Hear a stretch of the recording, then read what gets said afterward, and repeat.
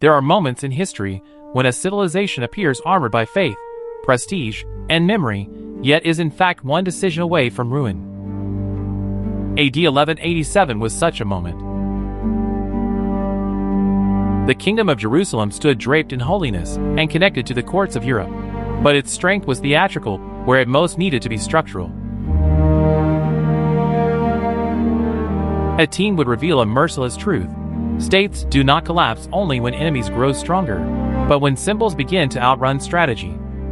The Levant in the late 12th century was not a romantic frontier of bright banners and isolated acts of chivalry. It was a pressure chamber. Dynastic ambition pressed from every side.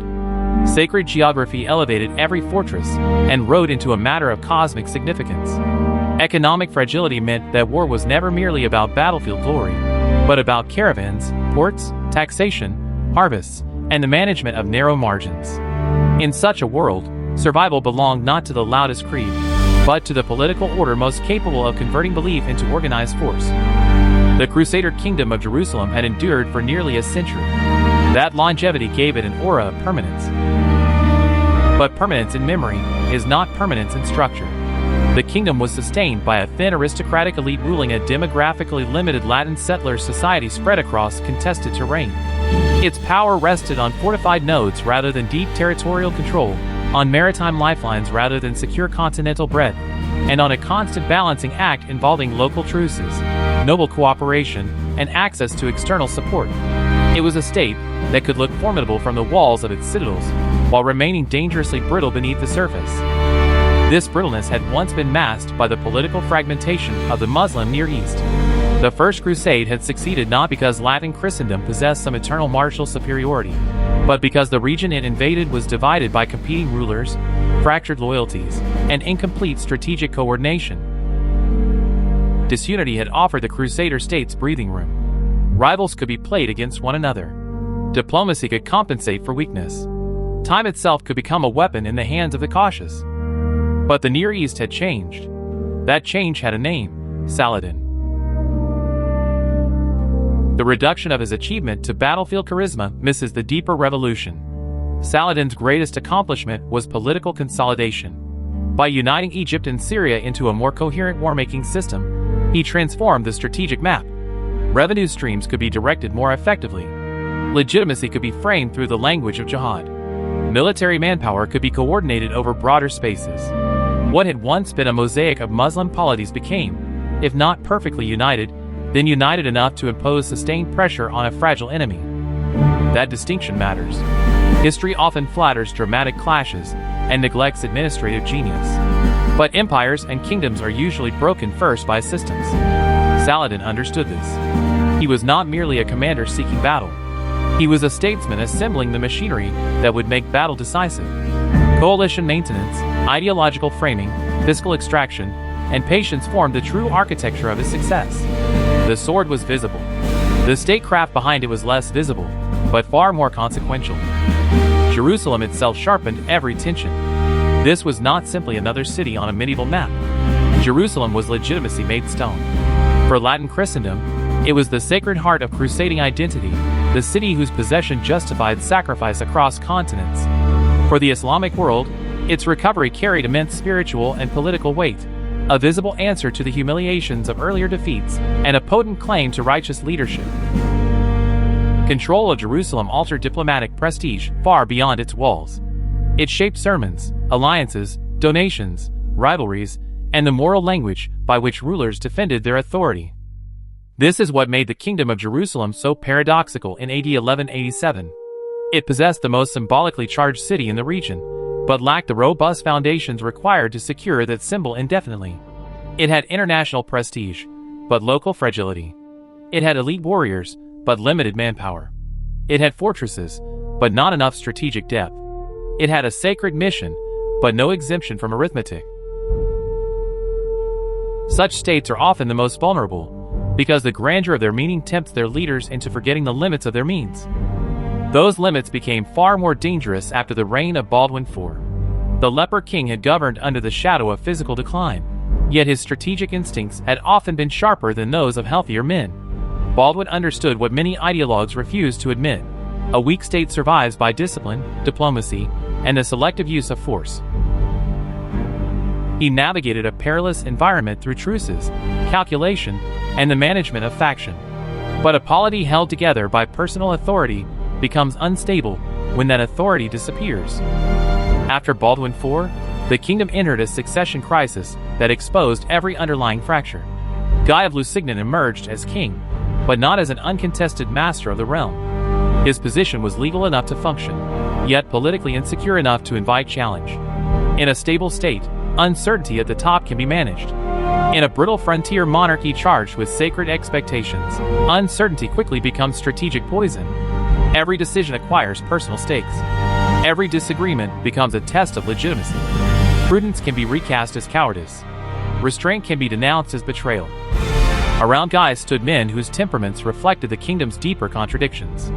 Raymond III of Tripoli represented the cautious school. He understood, with painful clarity, that the Crusader state's military strength was finite. The field army was precious. It connected the kingdom's fortresses into a functioning political organism. To risk it recklessly was to gamble the state itself. Therefore, his instinct favored positional defense, the preservation of water security, and the refusal to be dragged into battle on unfavorable terms. Against this caution stood the logic of provocation, embodied most famously by Raymond of Chatillon. Raymond was not merely a violent noble indulging appetite. He was the expression of a political culture that rewarded performative militancy. Raids on caravans, attacks on routes tied to prestige and revenue, and open defiance of truce arrangements could be celebrated as proofs of uncompromising faith and knightly honor. But such acts carried strategic consequences. They destabilized the very equilibrium on which the kingdom depended. What looked to admirers like fearless conviction looked to rivals and allies alike like recklessness capable of inviting a war the kingdom was not prepared to win. Here lies one of the central lessons of a team. States are not only threatened by hostile neighbors. They are threatened by the incentives they create within their own ruling class.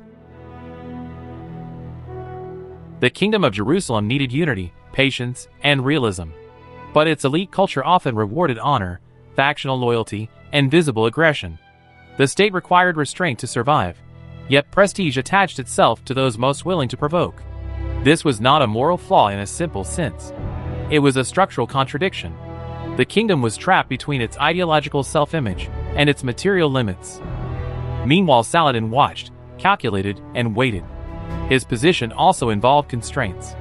Coalition politics in the Islamic world required visible commitment to jihad, but not every campaign was equally wise.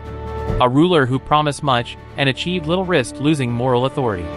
A ruler who rushed into battle without preparation risked squandering the wider unification project. Therefore, Saladin's challenge was to satisfy ideological expectation without surrendering strategic discipline. In this balance lay his greatness. He understood that legitimacy required action, but victory required timing. Truce politics became the hinge. Earlier rulers in Jerusalem, especially Baldwin IV, had often relied on negotiated arrangements to buy time and reduce pressure. Such diplomacy was not weakness. It was the art of survival by limited means. But men like Raynald treated truces as constraints to be defied rather than tools to be exploited. When caravans were raided and routes threatened, the damage was not merely tactical. Revenue, prestige, and the public image of authority were all at stake. Saladin could not indefinitely tolerate such affronts without appearing impotent before allies and subjects. Therefore, a major response became not only possible, but politically necessary. At this stage, the Crusader kingdom still possessed choices. That is what makes the coming catastrophe so instructive. Hattin was not the sudden destruction of a stable order. It was the moment a long-maturing imbalance finally broke open. The kingdom could have accepted the logic of its own weakness and fought conservatively. It could have trusted fortified positions, husbanded the field army, and forced Saladin into a longer contest of supply and endurance.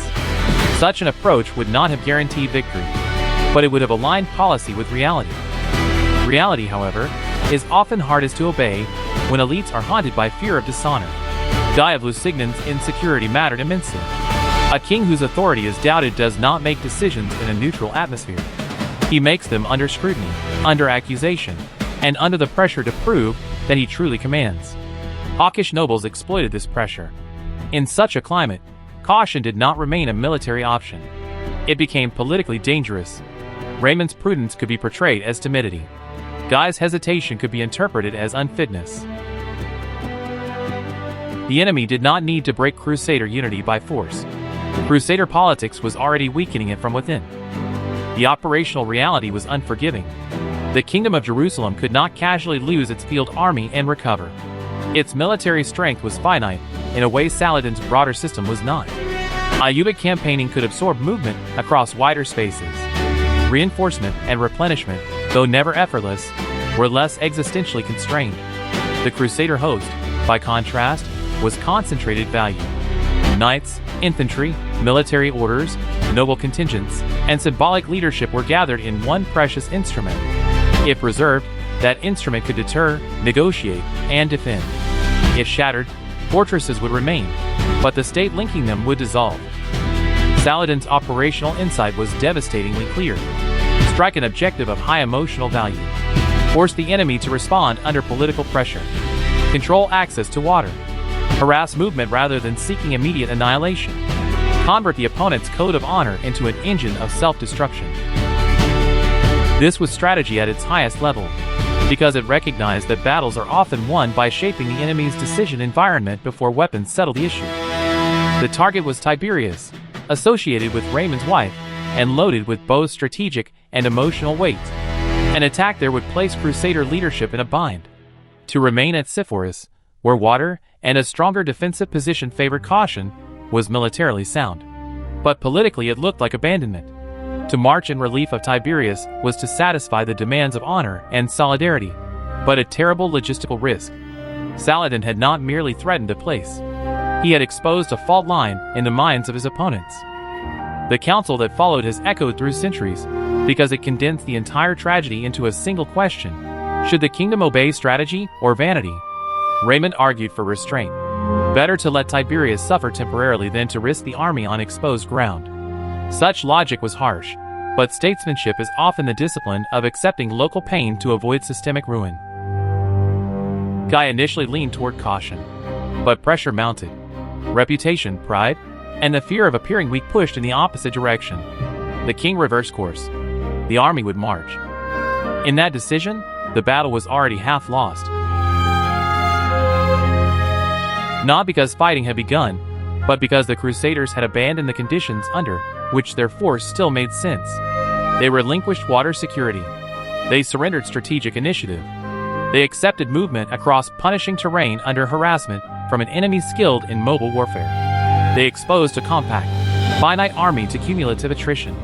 The choice looked active, honorable, and kingly. In strategic terms, it was submission dressed as resolve. The march from Sypharis toward Tiberias became the fatal pivot of the campaign. The Crusader host moved under heat and pressure, burdened by the need to preserve cohesion while increasingly cut off from the resource most essential to sustain combat effectiveness: water. This was not an army marching freely toward decisive battle on its own terms.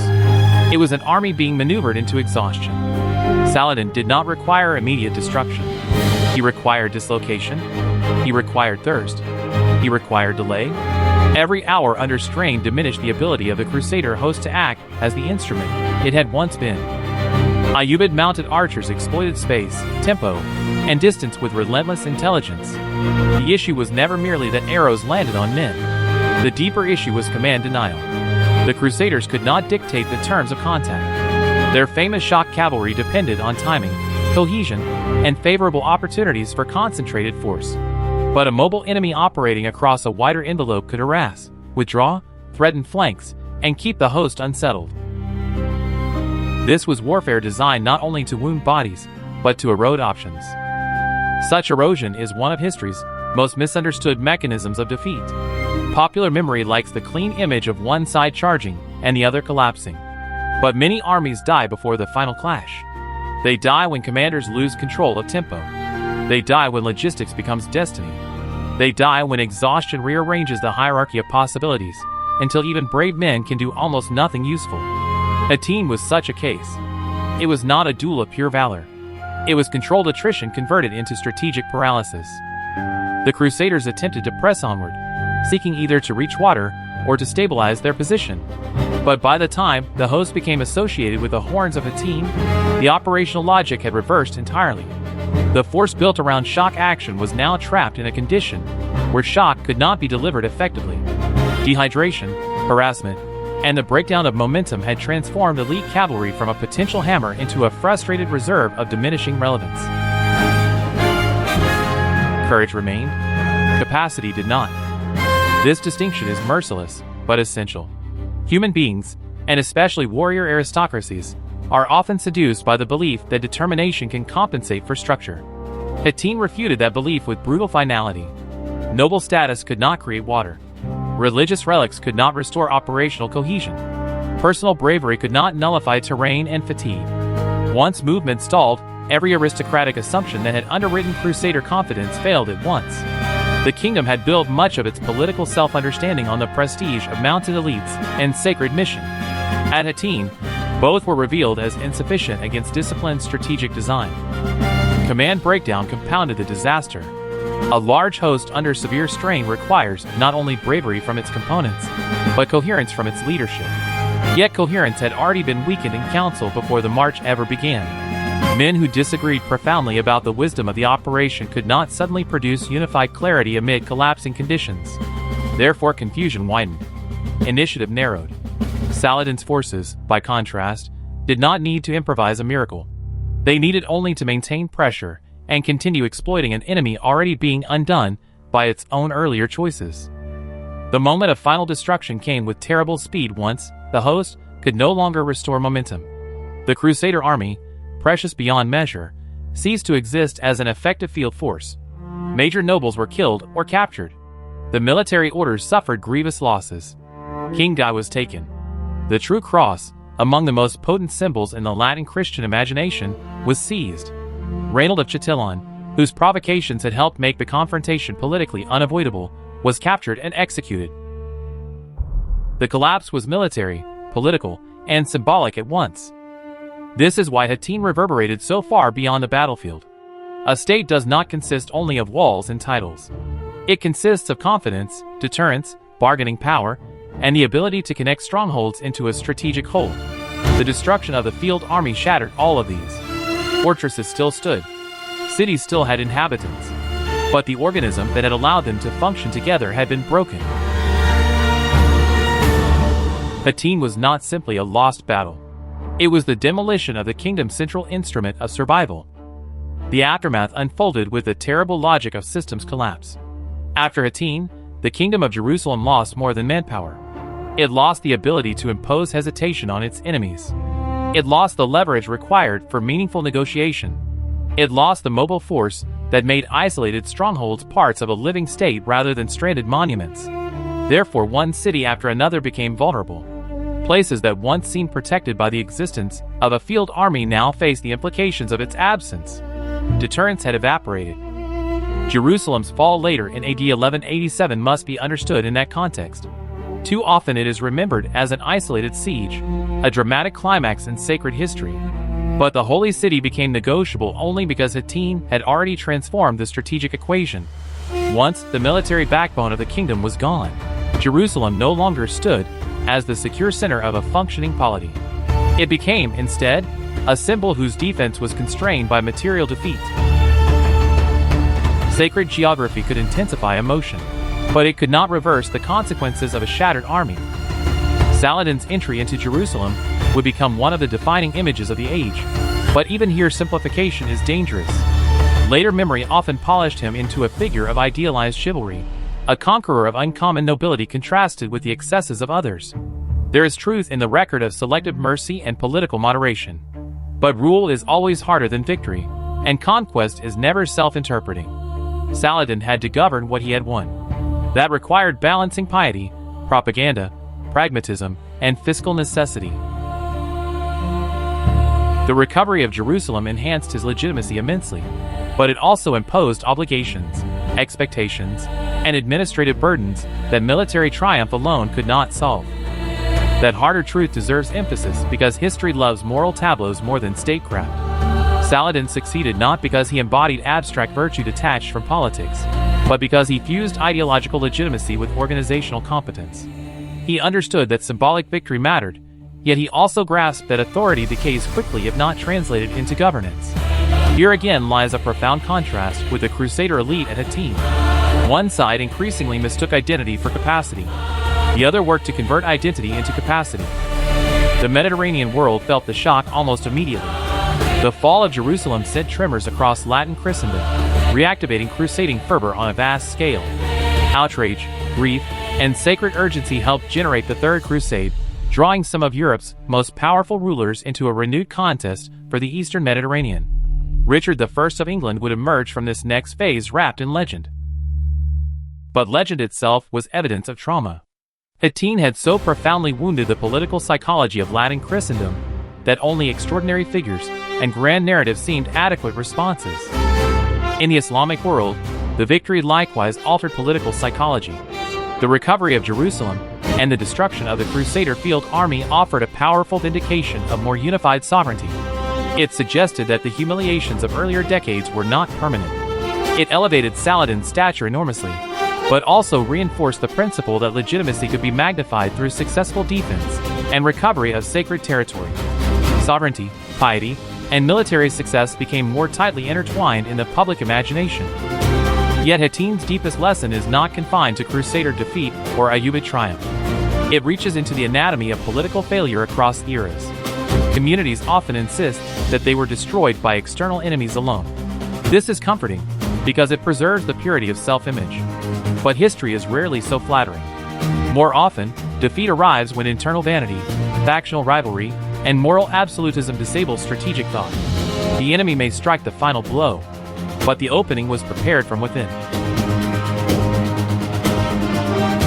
The Kingdom of Jerusalem in AD 1187 did not perish because faith was weak or courage absent. It perished because conviction was not matched by structure, because prestige incentives rewarded provocation over prudence, and because leaders under pressure confused the performance of strength with the practice of strategy. The state needed disciplined realism. Its political culture too often celebrated theatrical defiance. In that gap lay catastrophe. The verdict, then, is stark. Hattin was the price of strategic delusion. It exposed a kingdom that had come to rely on sacred symbolism and aristocratic confidence while neglecting the harder disciplines of sustainability, unity, and logistical truth. Saladin's victory was not a miracle descending from nowhere. It was the culmination of political consolidation confronting a rival order whose internal contradictions had matured into mortal weakness. The battle counted the cost in captured kings, lost relics, and broken armies. But the deeper cost was the revelation that a civilization entrusted with a holy city had never fully built the durable state required to secure it. The modern mirror is uncomfortable precisely because it is familiar. States, institutions, and entire societies still drift into danger when they confuse moral intensity with strategic competence.